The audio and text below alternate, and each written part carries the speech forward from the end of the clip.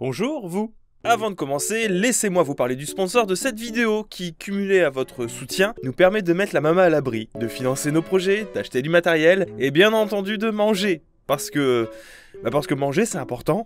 Et c'est pour fêter l'arrivée du nouvel an chinois et la sortie d'un tout nouveau personnage, Xiao, le maître des 7 éléments, que l'action RPG Genshin Impact a décidé de vous inviter à les rejoindre dans ce monde ouvert et déjà rempli de joueurs qu'est Teva. Nager, voler, escalader, bref, explorer autant que vous le voulez, sans aucune limite, l'univers aussi magnifique que dangereux de Genshin Impact. Et croyez-moi, il y en a vraiment pour tous les goûts. Vous pouvez vous la jouer solo ou en groupe avec un ami, profiter des quêtes secondaires ou juste rester sur le scénario principal. Et si vous êtes plus des joueurs typés action, vous pouvez tout simplement vous taper avec des monstres ou tenter de résoudre des énigmes éparpillées un petit peu partout en Teva. Il y a vraiment de quoi faire et si vous êtes du genre à aimer collectionner ou même à varier vos styles de jeu, ça tombe plutôt bien, puisqu'en plus de mettre en avant énormément de collectibles comme des coffres ou des items spéciaux, Genshin Impact propose un système de personnages à changer à la volée, aussi amusant que stylé. Switchez-en quand vous voulez et profitez de combats et mécaniques de jeu radicalement différentes. Dans le monde de Teva, en tout, il y a plus de 20 personnages qui n'attendent qu'une seule chose, que vous les recrutiez afin de vous accompagner et vous assister en combat, ce qui, soyons honnêtes, vous facilitera grandement la vie. Bref, si vous aussi vous voulez rejoindre l'aventure Genshin Impact et profiter d'une nouvelle an chinois tout en massacrant à l'appel des monstres avec Xiao, Genshin Impact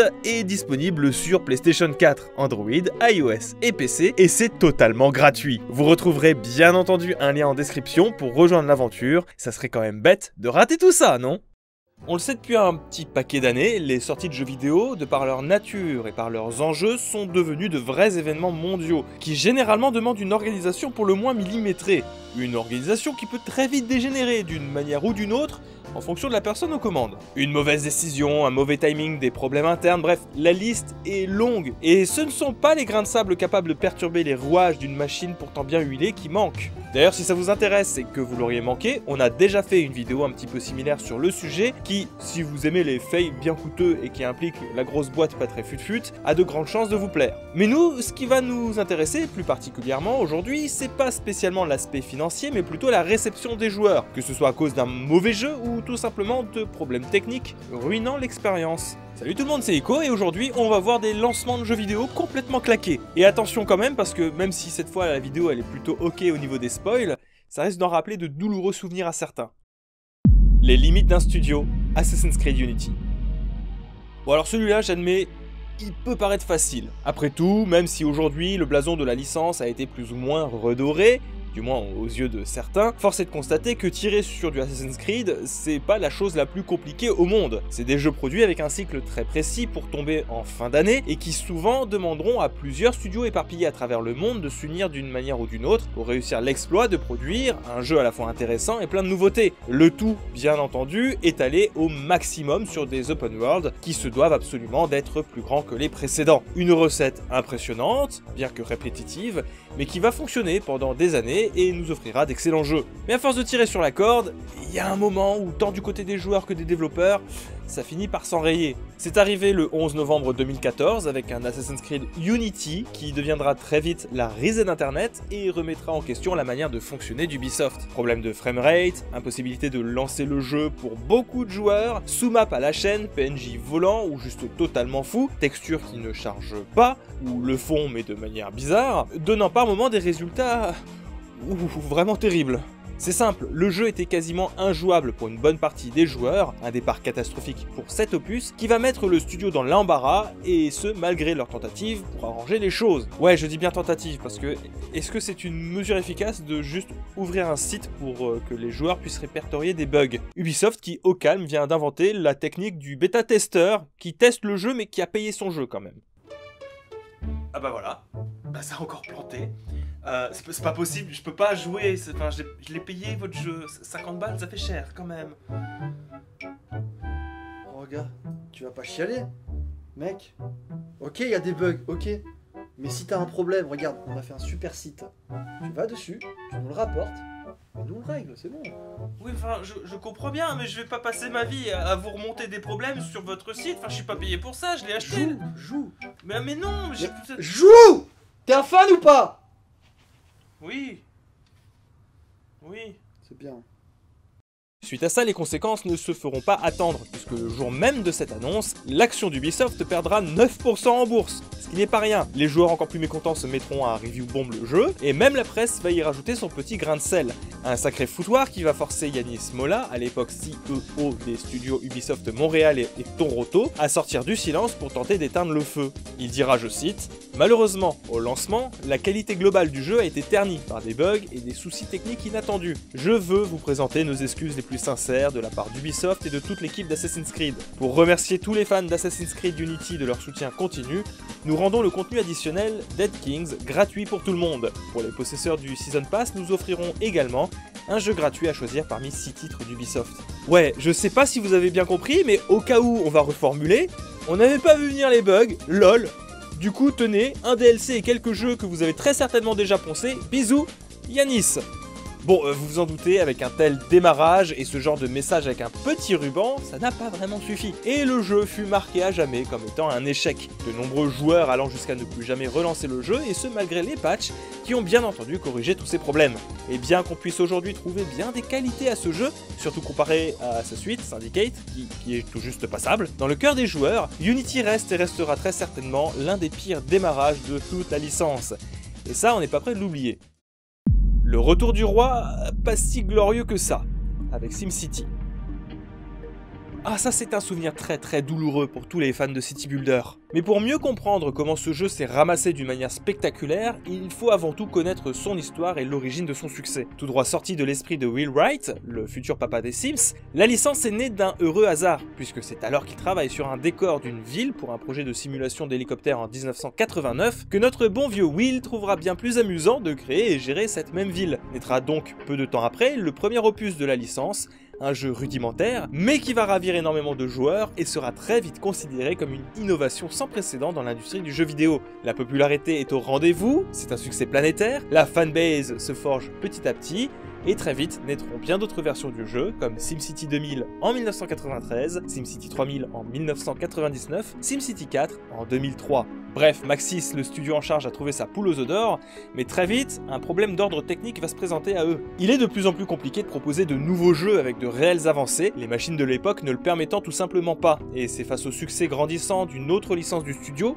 les Sims, que Maxis, le studio en charge, décidera de mettre de côté le City Builder, laissant les fans sans aucune suite pendant près de 10 longues années. Et c'est là qu'entre en jeu SimCity, le 5e opus qui se veut être un reboot de SimCity. Les premiers trailers sont diffusés en 2013, les fans exultent, on découvre qu'on a droit à un tout nouveau système avec de la vraie 3D, on a le fameux gap technique qu'attendait le studio et la communauté depuis une décennie, et là le jeu sort, nous sommes le 5 mars 2013, et plus d'un demi-million de joueurs sont sur le point de prendre l'une des plus grosses douches froides simultanées de l'histoire du jeu vidéo, puisqu'alors que les serveurs débloquent l'accès au jeu, les joueurs découvrent horrifiés que pour jouer et sauvegarder leur partie sur SimCity 5, il est obligatoire de se connecter à un des serveurs proposés sur le jeu. Donc vous ne pouvez pas jouer sans vous connecter à internet, et 2, vous ne pouvez pas jouer si les serveurs sont surchargés. Ce qui arrive relativement souvent quand un jeu de cette ampleur sort, et surtout quand on s'appelle Electronic Arts.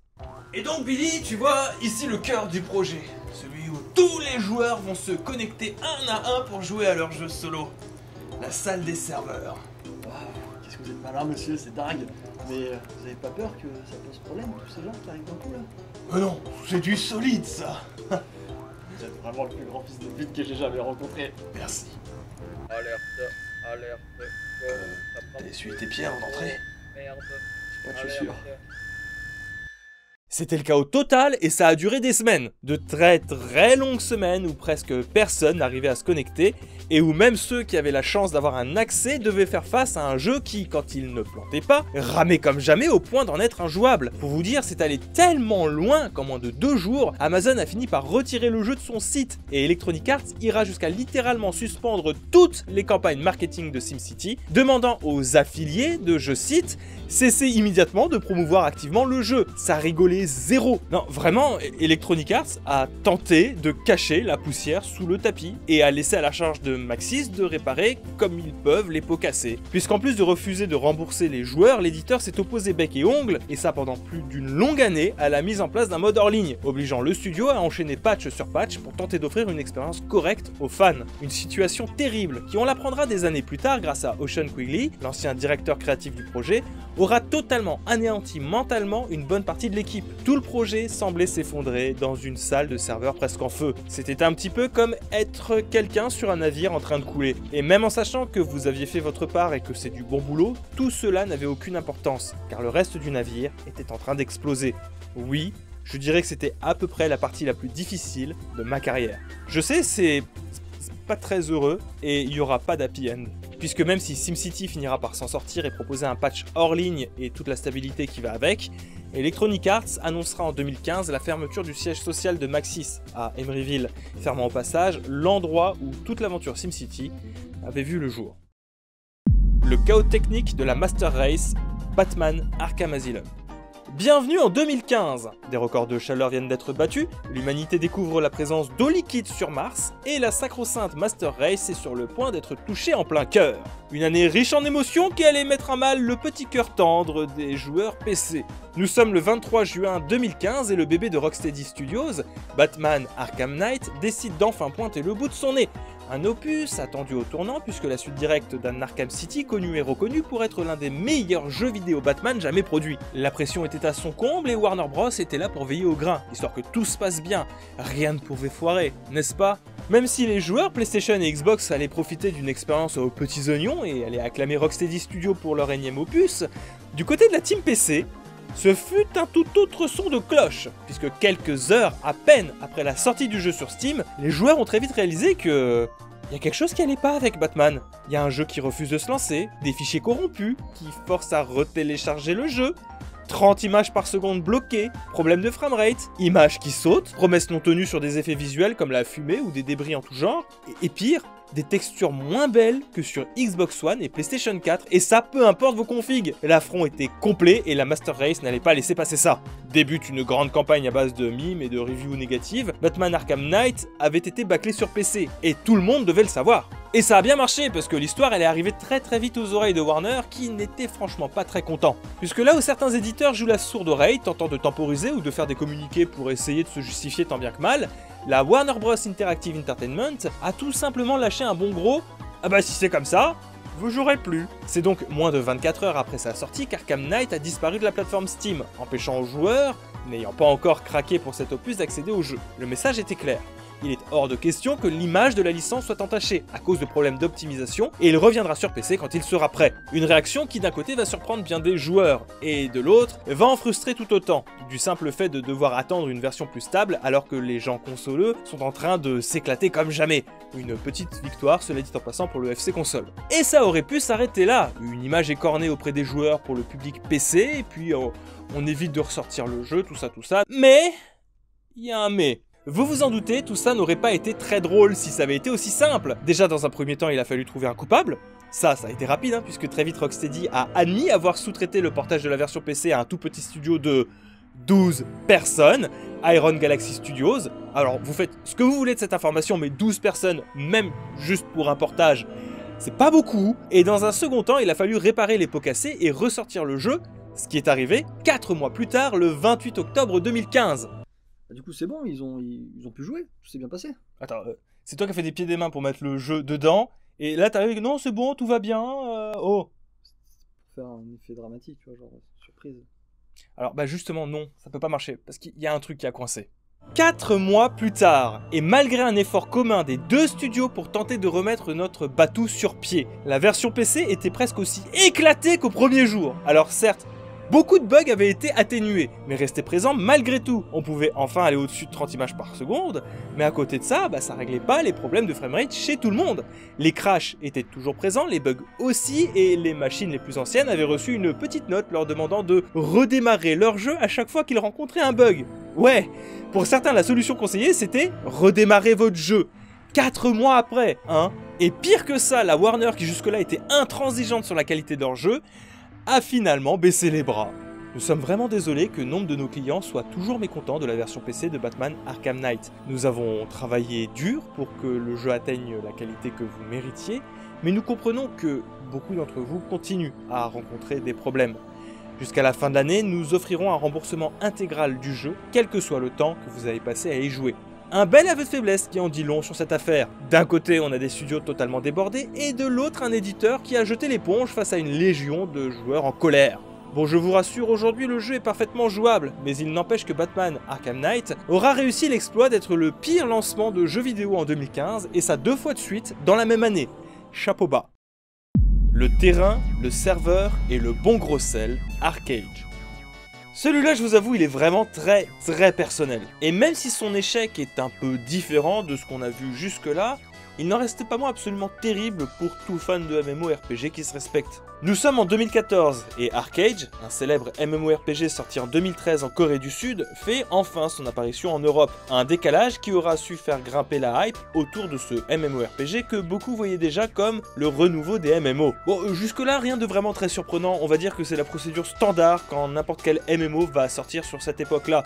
Vous savez, c'est un WoW killer, l'innovation du siècle, tout ça. Un running gag, certes, mais qui n'était pas totalement incompatible avec Arcage, qui à l'époque pouvait au moins se targuer de proposer une expérience ambitieuse et assez unique, puisqu'en plus de mettre en avant tout ce dont un MMORPG avait besoin, Arcage jouait au maximum la carte du sandbox, celle de laisser à la communauté la gestion de leurs ressources, et la responsabilité d'être maître de l'économie du jeu à travers leurs actions. Pour accomplir ce projet, l'idée était plutôt simple. Le studio allait permettre aux joueurs d'acheter des terrains, d'y cultiver des ressources de leur choix et de les laisser spéculer à travers les HDV et différents avant-postes, créant au passage tout un système de jeu PVP à base de convois militaires ou de flottes navales qui escortaient ou attaquaient les joueurs qui transportaient leurs ressources à travers des zones neutres. Une idée qui va faire son bout de chemin en Corée du Sud, et ça va plutôt bien se passer puisque directement géré par XL Games, les papas du jeu. Par contre en Europe, c'est une toute autre histoire. Exploité par Trion World, un studio de développement spécialisé dans les MMORPG,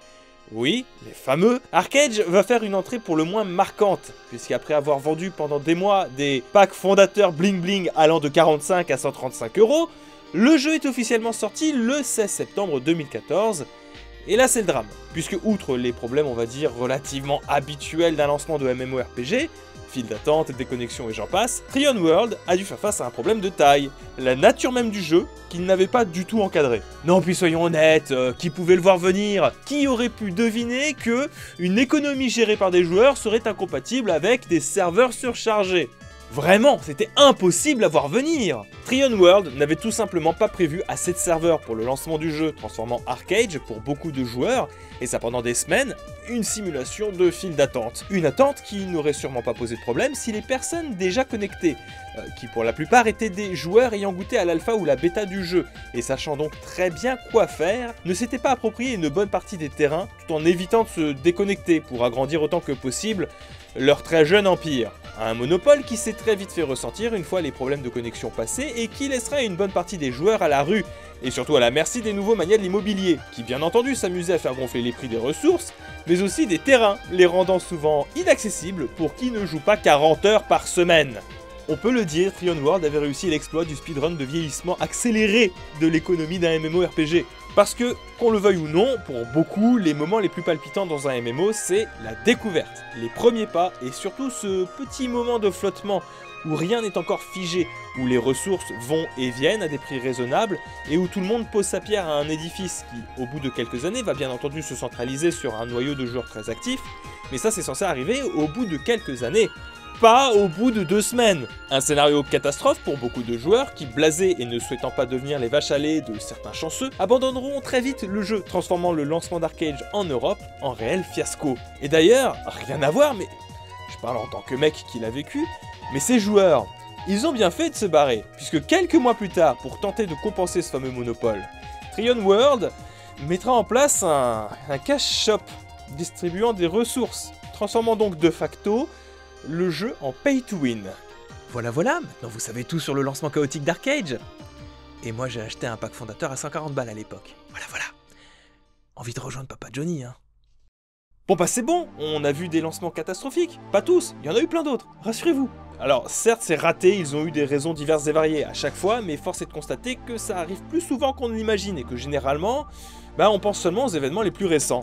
Et dans l'ensemble, si on regarde de plus près, on voit que c'est souvent les joueurs qui sont les dindons de la farce dans l'histoire. Entre compensation pas forcément à la hauteur, ou juste pas de compensation du tout, les préjudices sont légion, et rares sont les éditeurs ou studios qui proposent de tout bêtement rembourser les joueurs alors que ça devrait être le premier et seul réflexe dans ce genre de situation. En tout cas, si vous aussi vous avez connu des lancements totalement foirés, voire juste chaotiques, n'hésitez pas à partager votre expérience en commentaire. Ça nous ferait plaisir de découvrir ça, en plus ça nous donnerait peut-être des idées pour continuer à faire vivre ce genre de format, genre à tout hasard No Man's Sky, Diablo 3, ou même Cyberpunk 2077. Tiens d'ailleurs on en a pas parlé de lui, ça nous rend très fiers. C'était Ico, je vous embrasse, ciao tout le monde.